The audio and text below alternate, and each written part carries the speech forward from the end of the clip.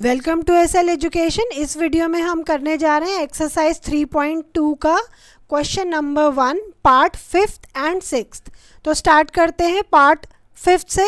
पहले इक्वेशन लिख लेते हैं। पार्ट 5th में हमें जो इक्वेशंस दी गई हैं इनको हमें सॉल्व करना है सब्स्टिट्यूशन मेथड से। तो इक्वेशन लिख लेते हैं √2x plus √3y equal to 0। ये हो जाएगी इक्वेशन नंबर 1।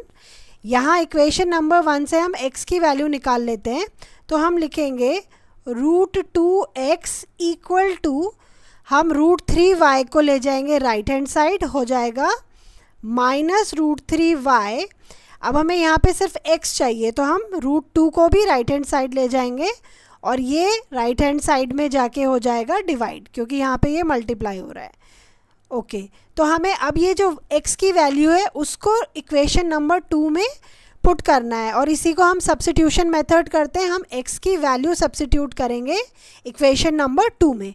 तो इक्वेशन नंबर 2 को लिख लेते हैं √3x minus √8y equal to 0। x की जगह पे x की वैल्यू जो हमने निकाली है वो लिख लेते हैं। तो ये हो जाएगा minus √3y divided by √2 minus √8y equal to 0। तो हम इसको मल्टीप्लाई कर लेंगे। √3 मल्टीप्लाइड बाय माइनस √3 हो जाएगा minus 3y divided by √2 minus, अब हम √8 को लिख सकते हैं 2√2y। 2√2 कैसे आया? तो अब यहाँ देखिए हम √8 को लिख सकते हैं 2 मल्टीप्लाइड बाय 2 मल्टीप्लाइड बाय 2। 2 2 ज़ा 4, 4 2 ज़ा 8। तो इसको इस तरह से लिख सकते हैं। अब ये 2 मल्टीप्लाइड बाय 2 हो जाएगा 2 स्क्वायर इंटू 2, और क्योंकि ये 2 स्क्वायर है तो कैंसिल आउट करके ये बाहर आएगा और हमारा आ जाएगा 2√2।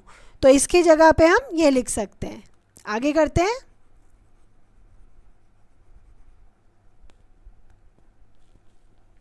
√2 लिख लिया, y इक्वल टू 0। अब हमें यहाँ पे इन दोनों को माइनस करना है तो इस साइड कर लेते हैं हम। √2 हम कॉमन लेंगे,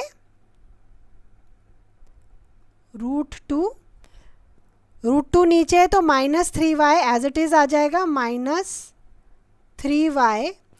अब यहाँ पे नीचे 1 है तो 1 मल्टीप्लाइड बाय √2। यदि हम 1 में मल्टीप्लाई करेंगे √2 तो हमें न्यूमरेटर में भी √2 मल्टीप्लाई करना पड़ेगा, और हम जब 2√2y को हम मल्टीप्लाई करेंगे √2 से तो ये हो जाएगा 2, √2 इंटू √2 हो जाएगा 2y equal to 4y। Okay चलिए लिखते हैं।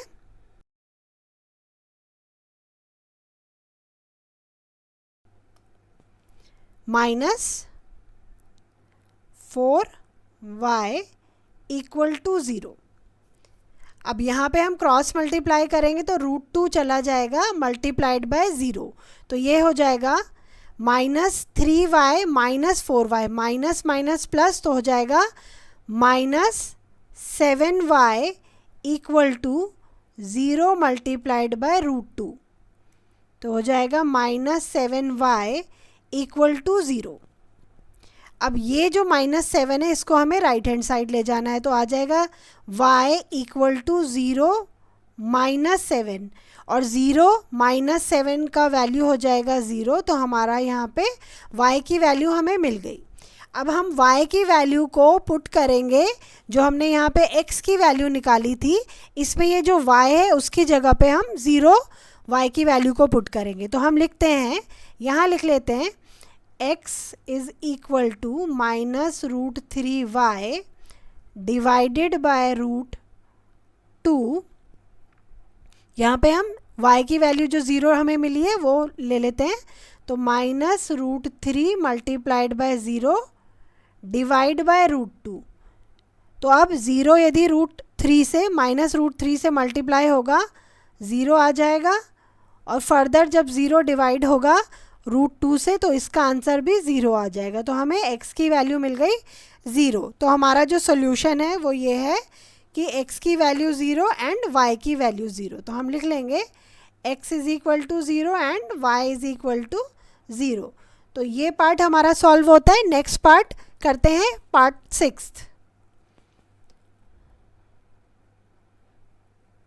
6 पार्ट में हमें दो पेयर ऑफ लीनियर इक्वेशन दी गई हैं, इनको लिख लेते हैं पहले। तो ये है 3x divided by 2 minus 5y divided by 3 equal to -2। यहाँ पे हमें डिनोमिनेटर्स कैंसिल आउट करने हैं, तो हम क्या करेंगे, इनको पहले माइनस कर लेंगे दोनों को। तो हम ले लेते हैं 2 और 3 का एलसीएम, जो हो जाएगा 6। नाउ क्योंकि यहाँ पे 2 इंटू 3 6 है, तो हम इनको क्रॉस मल्टीप्लाई कर देंगे। तो 3x मल्टीप्लाई हो जाएगा 3 से, हो जाएगा 3 3 ज़ा 9x माइनस 5 इंटू 2 5 2 ज़ा 10 10y इक्वल टू -2। अब यहाँ पे जो 6 है वो मल्टीप्लाई हो जाएगा -2 से, लिख लेते हैं 9x minus 10y equal to 6 2 ज़ा 12, तो हो जाएगा -12। और ये हो जाएगी हमारी इक्वेशन नंबर 1। इसी तरह हम इक्वेशन नंबर 2 को भी सॉल्व करेंगे। 3 plus y upon 2 equal to 13 divided by 6। यहाँ पे भी हम 3 और 2 का एलसीएम लेंगे, तो हमारा आ जाएगा 6, क्रॉस मल्टीप्लाई हो जाएगा। तो 2x plus 3y equal to 13 divided by 6।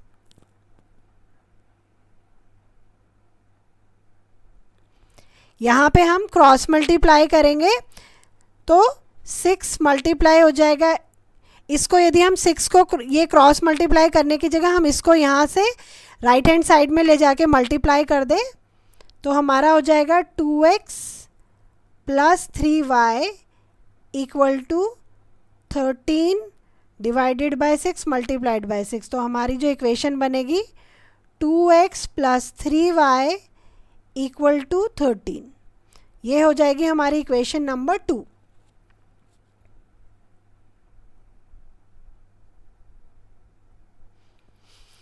Okay, यहाँ से हम x की वैल्यू ले लेते हैं, तो हो जाएगा 2x is equal to 13 minus 3y।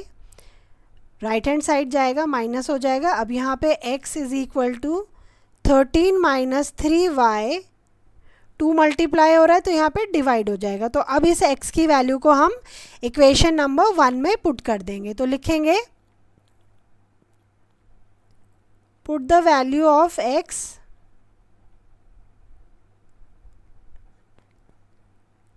in equation first. Equation है 9x minus 10y equal to -12।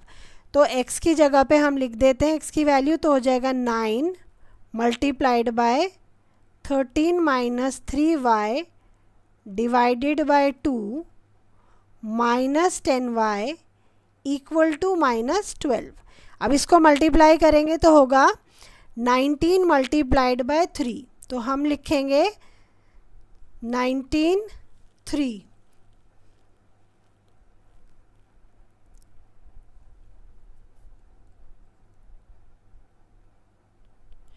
Okay, तो यहाँ पे करते हैं 13 मल्टीप्लाइड बाय 9 117 माइनस 9 3 ज़ा 27y divided by 2 minus 10y equal to -12।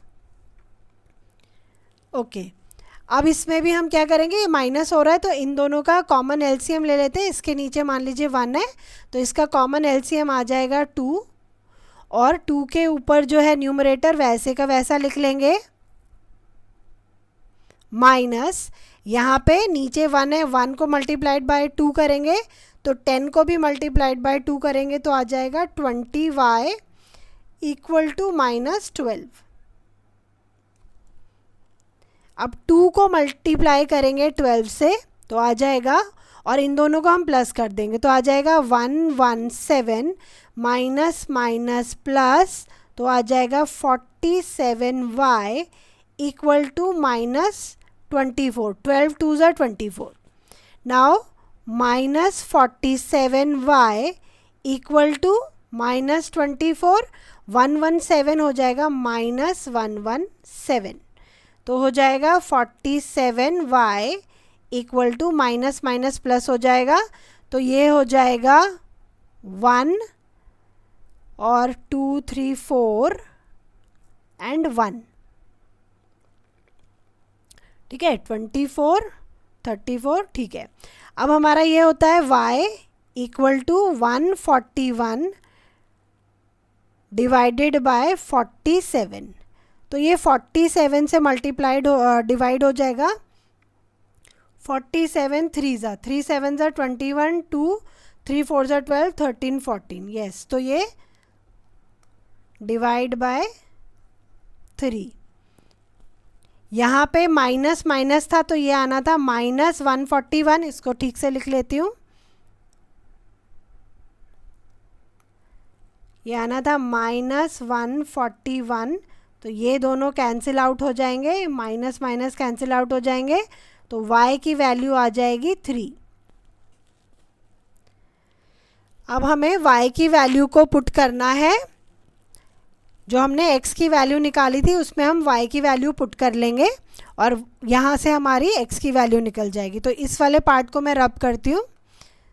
Okay, तो यहाँ पे करते हैं हम इसे, x की वैल्यू थी x is equal to 13 minus 3y divided by 2, तो y की वैल्यू यहाँ पे पुट करेंगे 3, तो आ जाएगा 13 माइनस 3 इंटू 3 डिवाइडेड बाय 2, तो हो जाएगा 13 माइनस 3 3 ज़ा 9 divided by 2 equal to 13 minus 9 is 4, तो x की वैल्यू आ गई 2। तो हमारा हो गया ये पार्ट सॉल्व, x की वैल्यू 2 आ गई और हमारी y की वैल्यू जो हमने निकाली थी y की वैल्यू हो गई 3।